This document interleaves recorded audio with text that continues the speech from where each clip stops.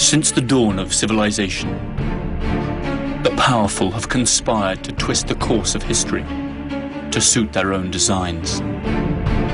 Like puppeteers, a few shadowy figures could still be pulling the strings of destiny for billions. Those who cry conspiracy are usually mocked at, for sometimes the truth is so obvious it goes unnoticed. Are those merely paranoid fantasies cooked up to feed the appetite of paperback readers and web surfers, but which bear no relation to reality? Or are we living out some perfectly executed plan? Wars, revolutions, social movements, terrorist attacks. Everything is given an official explanation. But perhaps nothing is what it seems to be. Let's dare to unveil the incredible world of secret societies. Of all the secret societies we know of, there is one that stands out from the rest due to certain characteristics that make it especially menacing. Its treacherous tenets, the scandal and the paranoia they've unleashed, and more disturbing, the suspicion that since its creation, it has intervened in each and every major world event that has steered the course of history. The Illuminati of Bavaria, the most fearsome secret society in history.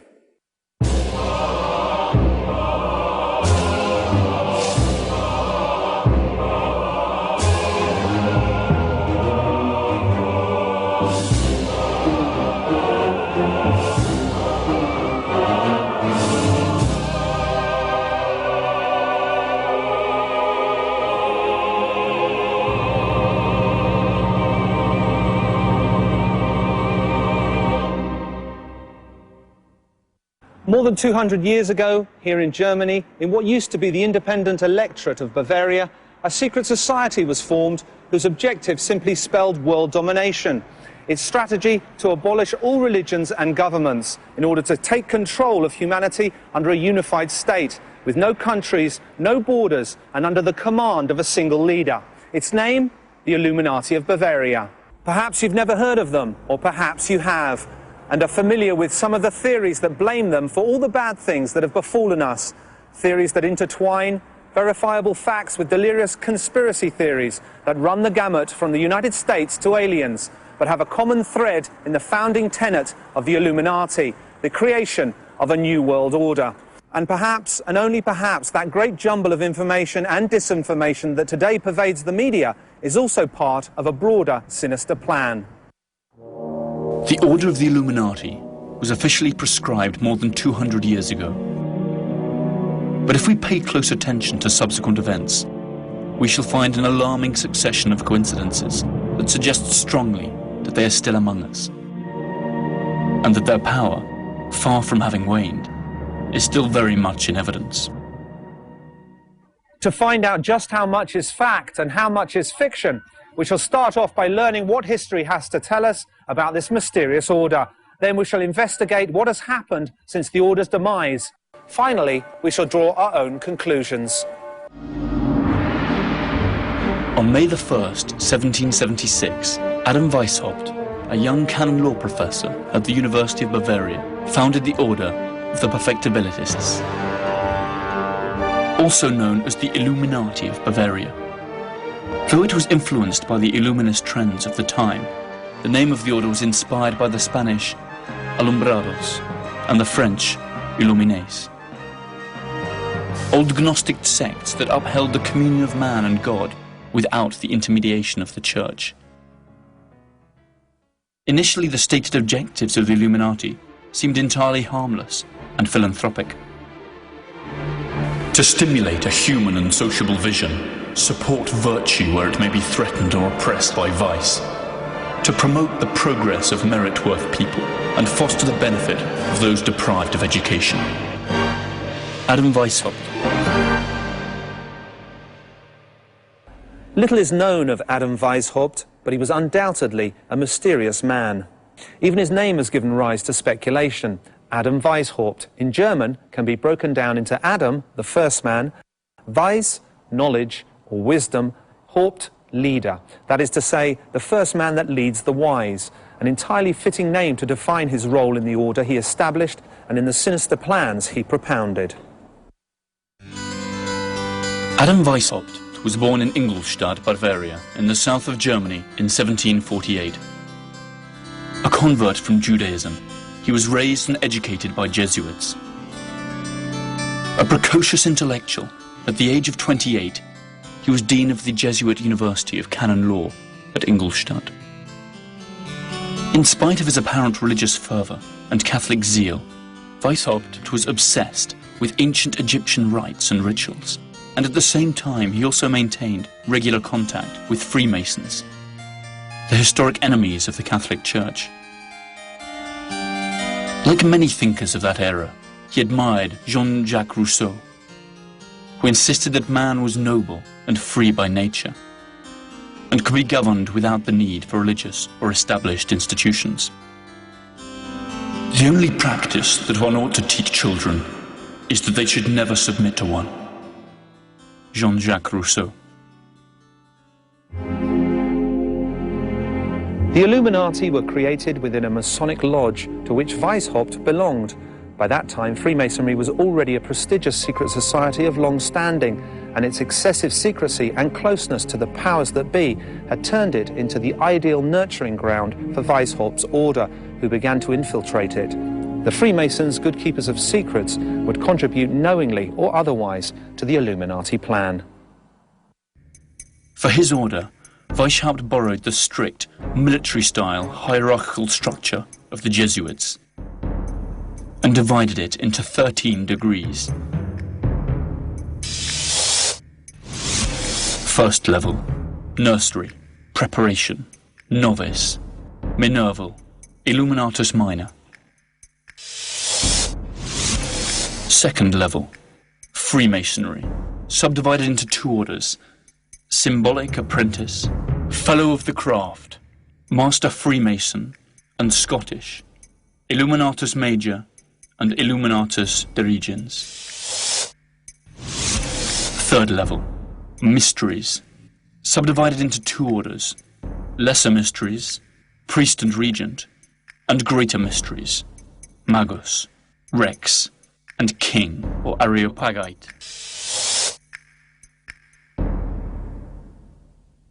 Curiously enough, the order was an incomplete structure. There were many minorvals, but the higher hierarchies were never completely filled, and they only existed in Weishaupt's mind, who proclaimed himself king or Areopagite. Up until the year 1780, the Order of the Illuminati was only known within the boundaries of Bavaria. With the inclusion of Baron Nige, an enthusiastic Freemason reformer, new recruits flooded in. New academies for the Nervals were established and strict codes for secrecy enforced. The novices, or Minervals, did not know anyone in the order other than their instructor. If, after 3 years as Minervals, they were chosen to continue their training, they went on to become Illuminatus minor, and were permitted to know a little more about the real objectives of the order. Weishaupt designed for his order a complex system of codes and aliases that seemed to pre-announce a strategy that would allow them to continue working underground sometime in the future. The Illuminati became a true secret society within another, that is, within Freemasonry itself. It soon became clear that the true objectives of Weishaupt and his Illuminati went far beyond simple altruism. The order was symbolized as a letter O with a dot in the center. Everyone assumed pseudonyms inspired by Roman and Greek history. Adam Weishaupt, Spartacus; Baron Nige, Philo; Franz Xavier Zouac, Cato; Marquis of Costanza, Diomedes, and so on. Cities and regions also received coded Hellenic names: Munich, Athens; Frankfurt, Thebes; Bavaria, Greece. Letters were coded with numbers in the lower degrees, and with hieroglyphics in the higher degrees. Just 7 years after he had founded his order, Adam Weishaupt boasted of having more than 600 followers in Bavaria alone, and many more in the rest of Europe. The order attracted influential people, including nobles and members of the clergy. Paradoxically, active members of the Catholic Church could be found among the ranks of the Illuminati. Perhaps these recruits were open-minded members of the clergy who had been attracted by the order's modernizing and humanistic views. But it seems equally likely that the Catholic Church had decided to infiltrate the order in order to learn more about its true objectives. If this were the case, the results were soon plain to see. The order of the Illuminati spread across Europe like wildfire, and soon the powers that be, the Catholic Church and Freemasonry itself, tried to put a limit to its expansion. Adam Weishaupt went into exile and worked underground. His secret files exposed and his true motives discovered. But the Brotherhood had already dispersed, and all its branches were prepared to act anonymously and in utmost secrecy. In 1790, the Order of the Illuminati had officially ceased to exist in Bavaria, Prussia, and the other domains of which is now modern Germany. But perhaps their disappearance was little more than a charade. After all, a secret society is born to act in the shadows, and when it is discovered, it must die in order to go on living. The order itself could perish, but not its objectives. The Illuminati fire had started, and it would be unstoppable. To return to man his fundamental rights of equality and liberty, we should begin by destroying every religion and every civil society and finish abolishing property. Adam Weishaupt.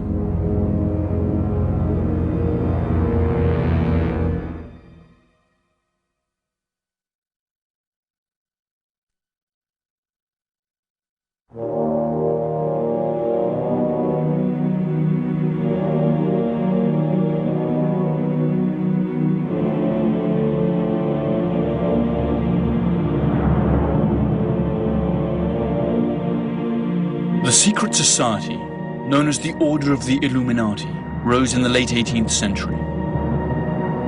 It was not the first secret society, and it would not be the last. But its name would always remain a magnet for conspiracy theorists, who maintain that it is still active among us today.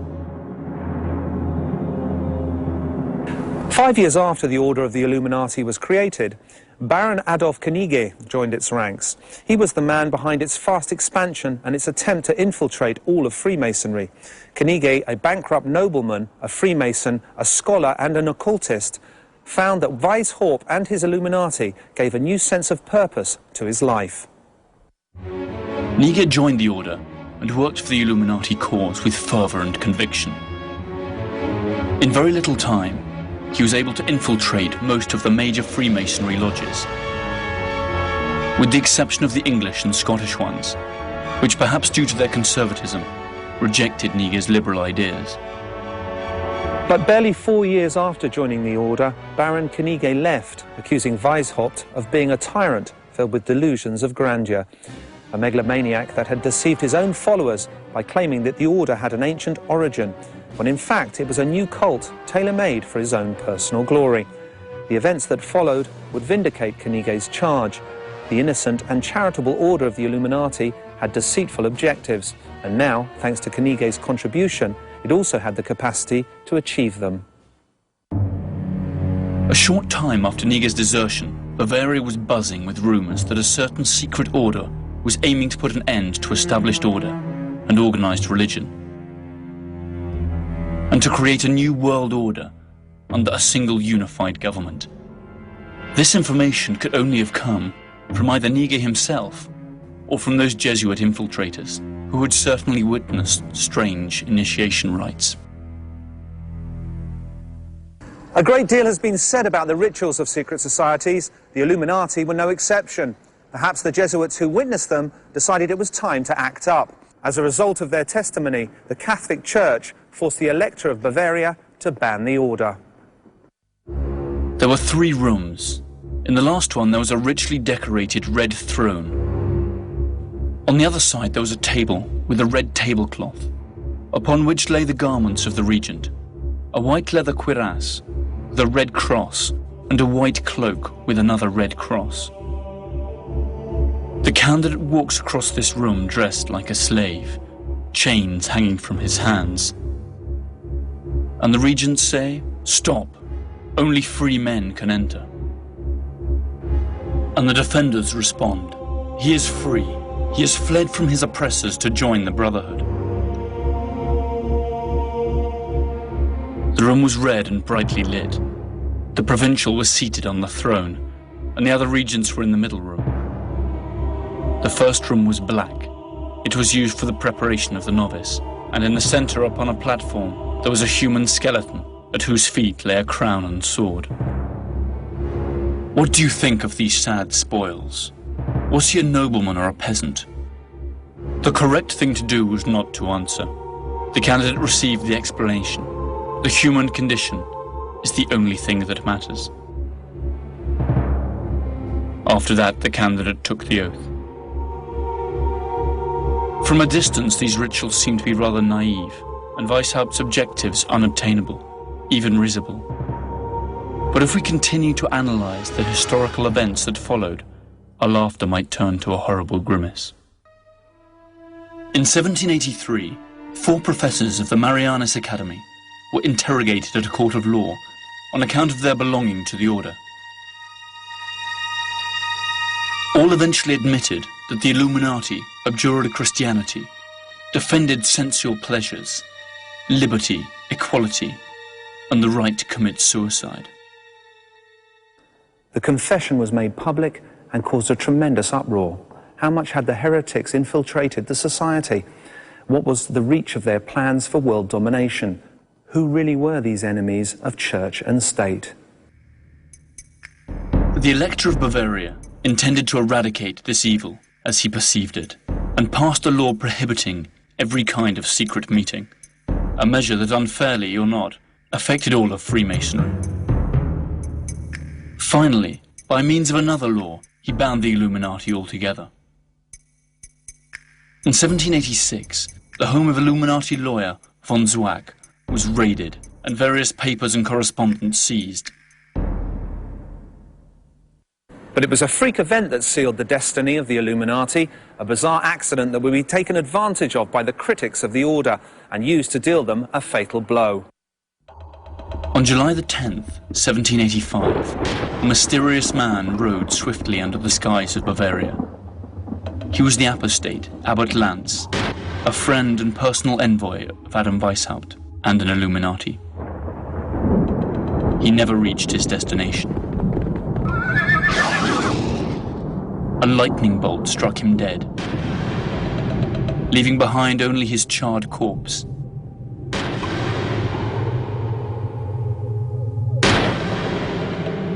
Curiously, the papers that he carried were not affected by the fire. When the authorities went through his sack, they found letters and documents that further incriminated the members of the order. Thus Weishaupt could not avoid the disclosure of his true objectives, together with confidential information about his order's most important members.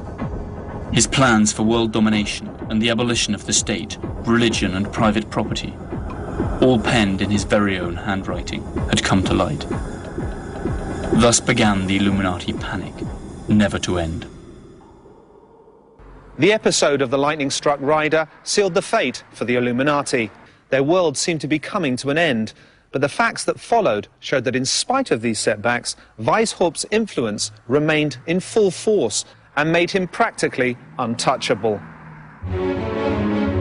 In 1785, Weishaupt was dismissed from his university and expelled from Bavaria. Amazingly, instead of sending him to prison, the authorities offered him a compensation payment of 800 florins per year, which he rejected. Weishaupt went into exile, avowing that the order would return 10 times more powerful. Whether or not he kept his word is still a matter for speculation. Bearing in mind the charges that were levied against them, the lightness of the sentences passed is quite suspicious. Some even had the good fortune to be compensated with ready money. Perhaps the order already had enough political and economic leverage to press on the authorities. The fact is that their enforced exile had an unwanted consequence: the dispersion of the Illuminati to the 4 corners of the globe. Adam Weishaupt found a safe haven in Regensburg, where he published a pamphlet in which he clarified the charitable principles of the order. He then took up residence in Gotha, whose duke was an Illuminatus. The official story says that he abandoned all political activity and made his peace with the Catholic Church. Thereafter to lead a tranquil life, far removed from conspiracies. Such a luxurious and peaceful exile strikes as a suspiciously serene end for the leading conspirator of his time. It is reasonable to suppose that Weishaupt could have kept on working despite his low profile. And even if his retirement had been genuine, the Order of the Illuminati already had a life of its own, as would soon be detected during the one episode that shook Western civilization the most and lay the groundwork for a true new world order, the French Revolution. During its heyday, the Order of the Illuminati had extended its tentacles of influence to France. There it recruited, among others, Frederick the Dietrich, the mayor of Strasbourg, Mirabeau, the politician, and the Duke of Orleans, who recruited followers to the Parisian Freemasonry lodges. The strength of our order lies in its secrecy. It should never appear anywhere under its own name, but always shrouded in another name and another occupation. Adam Weishaupt. The connection between the Illuminati and the Jacobins during the French Revolution of 1789 was denounced by one of the order's most fervent detractors, Abbot Augustin Barruel. Likewise, the Scottish Freemason, author John Robison, devoted a long and verbose chapter of his work to what he regarded as the Illuminati's influence on the revolution. Robison maintained that Weishaupt and the Club of the Illuminati, together with the Club of the Jacobins, controlled the National Assembly, and from Paris ruled all of France. One wonders if the Illuminati acted in good faith, seeking to free the French from royal oppression, or if the revolution was merely a convenient vehicle for its plans for creating a new world order, free from monarchy and religion, but under their control.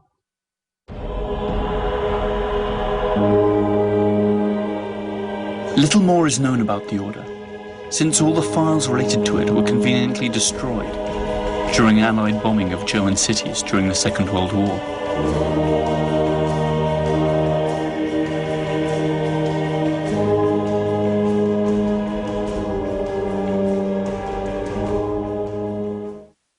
Who were the Illuminati? Heroes fighting for liberty and reason, or demented tyrants who sought to enslave the world? The answer has as many facets as there are ways of interpreting history, and the truth is that time has not helped to solve the enigma. A short time before its apparent disbanding, the Order of the Illuminati had lodges in more than 25 European cities, from Munich to London, including Vienna, Paris, and Naples. Pretty soon its name became associated with other illustrious names, and powerful clans and families that to this day decide the destiny of the world. Here is where the official history ends and the tracks of the Illuminati disappear.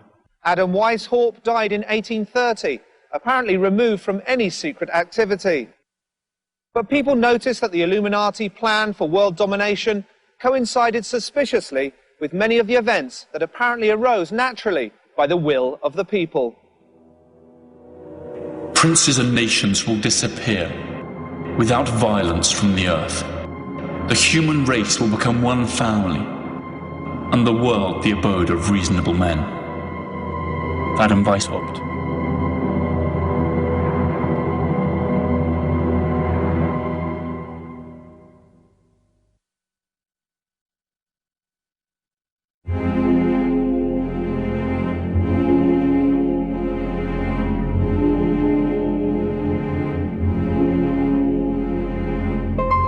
Up until its apparent dissolution in 1790, the Order of the Illuminati boasted members in all the important European cities.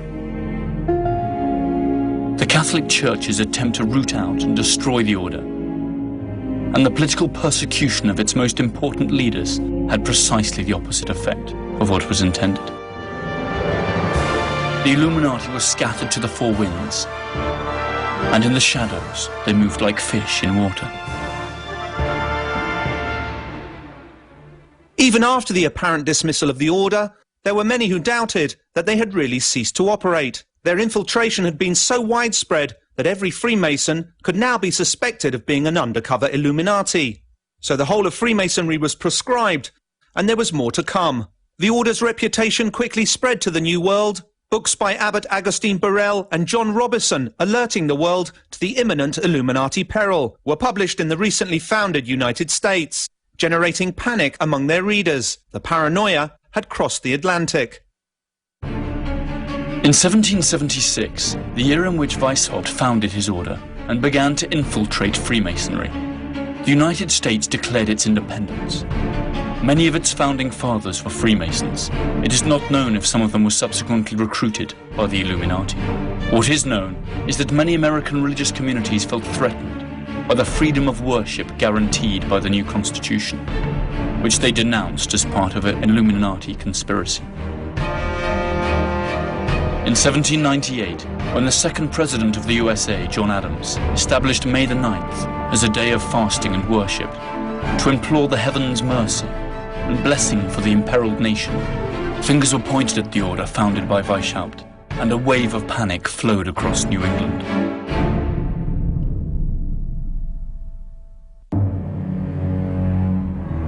We should strive to do all we possibly can to endeavour the advance of the Illuminati in all important public positions. Adam Weishaupt. In Boston, Reverend Jedediah Morse dedicated his sermons to the Illuminati threat. The media echoed his words, but no firm evidence of Illuminati conspiracy was ever uncovered.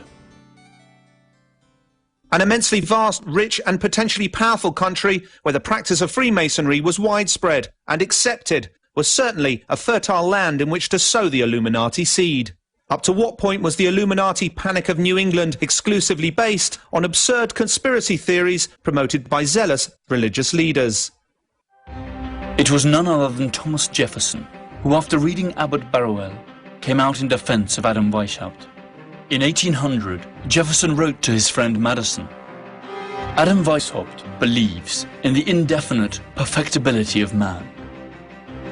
He thinks he may in time be rendered so perfect that he will be able to govern himself in every circumstance, so as to injure none, and to do all the good he can, to leave government no occasion to exercise their powers over him, and of course to render political government useless. This, you know, is not far removed from our own ideals." Jefferson's main opponents, the Federalist Party, founded by Alexander Hamilton, proclaimed that Jefferson, as well as the Democratic Republican Party, were all controlled by the Illuminati. Nothing was ever proven. Jefferson's party is the forerunner of the Democrats and Republican parties that today take turns to govern the USA. The Illuminati paranoia faded out in the 19th century, but almost 100 years later it was reborn, stronger than ever. In the early 20th century, English right-wing writer Nestor Webster stated without offering any proof that since 1786, a lodge of the Order of the Illuminati had become established in Virginia and 14 other American cities. According to her, this had given rise to a hidden theocracy of Jews, Kabbalists, Masons, anarchists, Illuminati, occultists, and heretics. With her ignorance and racism, Nestor Webster contributed to a renewal of interest in the order she manifestly abhorred, and formally introduced anti-Semitism as an important element in conspiracy theorizing. Sadly, no conspiracy theory is worth its salt if it does not include the Jews in it. The writings of Nestor Webster may have stoked the flames, but the fact remains that long before that, and long after, theories of world domination have always included economic power, especially international banking, an activity that is often exclusively and mistakenly attributed to Jews. And the Illuminati conspiracy was no exception. Many authors of supposedly serious history books uphold the idea that international banking is in the hands of the Illuminati Jews, who for centuries have financed both sides fighting wars in order to create anarchy and chaos, a state of affairs that would, in their view, inevitably lead to a new world order, which the Illuminati would come to control. The bête noire of these conspiracy buffs is the Rothschild clan, immensely powerful and conveniently Jewish. History tells us something different. The only connection between the Rothschild clan and the Illuminati is that the patriarch of the Rothschild clan, Amsel Meyer, had, among many other clients, Prince William of Hesse, who seems to have been one of the first members of the Order of the Illuminati. Though it's true that the Rothschilds, in common with almost all European bankers, financed wars and revolutions, this activity, though morally questionable, does not constitute evidence that they were world conspirators or Illuminati. There is no proven connection between Jews and the Illuminati.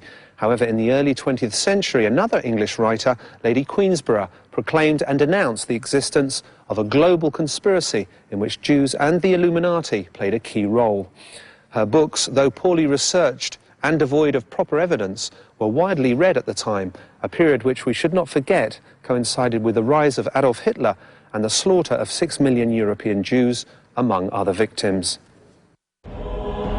In spite of the conspiracy theories that link Judaism, international banking, world domination, and the Illuminati, Weishaupt himself wrote, "Jews, pagans, women, monks, and members of other societies are excluded from the order." The vast majority of Illuminati were Christians by birth. Many of them were drawn from the nobility, and were even clergymen. Women and Jews were only to be accepted in separate lodges and academies. In spite of this, it has frequently been claimed that the protocols of the learned elders of Zion, an anti-Semitic rant drawn up by the Russian Tsar's secret police, is in reality the literal transcription of a discussion of Illuminati Congress, where a group of Jews outlined plans to take over the world. Adolf Hitler used this libel to stoke hatred against the Jews, and even denounced a Jewish Masonic conspiracy. The curious thing is that many of the very same authors and conspiracy hunters who attack Jews and Freemasons do not hesitate to accuse Hitler himself as a covert Illuminatus, together with Stalin and Marx, and finally end up putting in the same bag Marxists, Bolsheviks, bankers, Jews and Nazis, a decidedly unlikely mix. Jews have not been the only ones to be singled out. The Illuminati have also been linked to a larger or lesser degree with whatever bogeyman persecution mania the human mind can concoct. Terrorists, demons, even extraterrestrials. And it is here where information blurs into disinformation. In 1976, a writer named Des Griffin tried to revive the belief that the origin of the Illuminati is the rebellion of the Lord's angels and the expulsion of Lucifer. The name Lucifer means him who brings light, just as the word Illuminati means the illuminated. A thesis that not even Weishaupt himself could have dreamt up.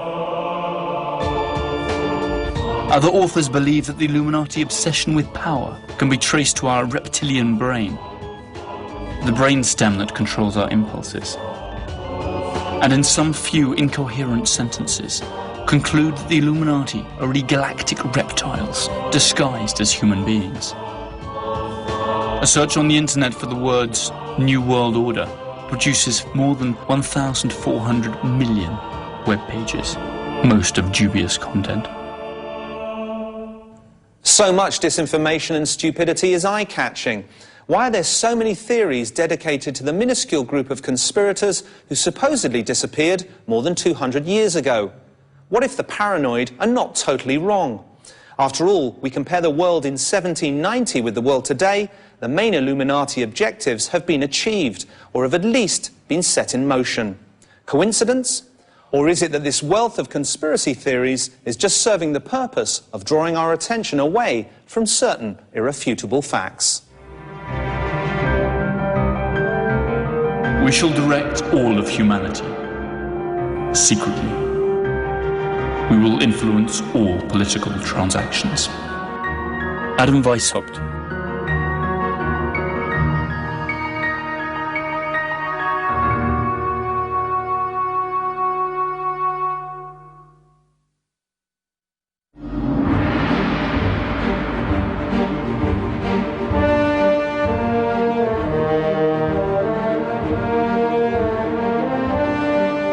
Since its dissolution in 1790, up until the present day, the Order of the Illuminati has been the prey of choice for a legion of conspiracy hunters. Most of the accusations are downright hilarious. Satanic cults, scientific experiments in parallel dimensions, contacts with aliens, and all of the above simultaneously. So much disinformation helps conceal certain historical facts that chime perfectly well with the original Illuminati plan to generate a new world order under their control. The saying goes that the best way to hide a secret is to shout it in the marketplace. In the case of the Illuminati, the saying holds true, because if we analyze carefully some of the major world events of the last 200 years, we will see that the ideals of Adam Weishaupt and the Illuminati of Bavaria seem to have borne fruit. Let's start with their first postulate to put an end to established government. Since the creation of the Order of the Illuminati, the European monarchies have indeed lost all real power. Most modern countries are now constitutional democracies. And those which still have royal families use them as mere ornaments of power or as tourist attractions. The Bolshevik Revolution not only put an end to the Russian monarchy, it also abolished private property, another of the Illuminati ideals. The resultant Soviet Union also complied with another Illuminati objective, soon implemented by every Western nation, to establish full, equal rights for men and women. Let us speak now of the second postulate, unification under a single world government. Since its creation in 1945, conspiracy mongers have considered the United Nations and its predecessor, the League of Nations, the Illuminati dream come true. A supranational agency capable of passing resolutions with which sovereign states must comply or else face the consequences. The most terrifying aspects of these theories is that in order for the UN to be created, 2 world wars had to be fought, in which millions lost their lives. Conspiracy theorists will say that the wars were just part of an Illuminati plan to lead us to where we stand today. Above all, the truth remains that Weishaupt's first postulate of creating a new world order under a unified government is closer to becoming true today than it was 200 years ago.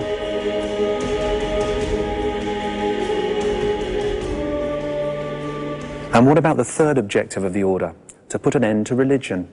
When Weishaupt spoke of religion, he spoke of the established religion in Europe, Christianity. So what of Christianity today? Thanks to the secret activities of the Order, or else the growing influence of humanistic and rationalistic doctrines, since the creation of the Illuminati, the Catholic Church has been steadily losing its influence. Science and reason have encroached on the territory that was once ruled by faith, and today religion occupies a limited space in our lives compared to what it had 200 years ago. A space that is continually contracting thanks to ephemeral but more contemporary styles of worship that attack the central tenets of Catholicism. Abortion, euthanasia and divorce only the most visible symptoms of a structural weakening of the once almighty Church of Rome. And finally, a new world order. Isn't this precisely what globalization proposes? Globalization itself seems like an Illuminati dream come true. Free flow of capital, free flow of information. The sensation that each time we are more in control of our own decisions. But all of it, capital, information, servers, internet, is in actual fact manipulated by a single world power. Are we living in a world designed by Adam Weishaupt? The next logical question is, who is the leader of the Order of the Illuminati today? Who are Weishaupt's successors, if indeed they exist? Many groups have claimed to be the heirs of the Order of the Illuminati of Bavaria. Usually these are sects or small groups that few people take seriously and do not pose any threat. That is why conspiracy mongers aim in another direction. The United States. Their chief argument centers on the March the 6th, 1991 speech, when George H. Bush, President of the USA and former director of the CIA, used the phrase New World Order when addressing Congress, after defeating Saddam Hussein in a war that many today regard as an imperialistic blow against an oil-producing country. What is at stake is more than one small country.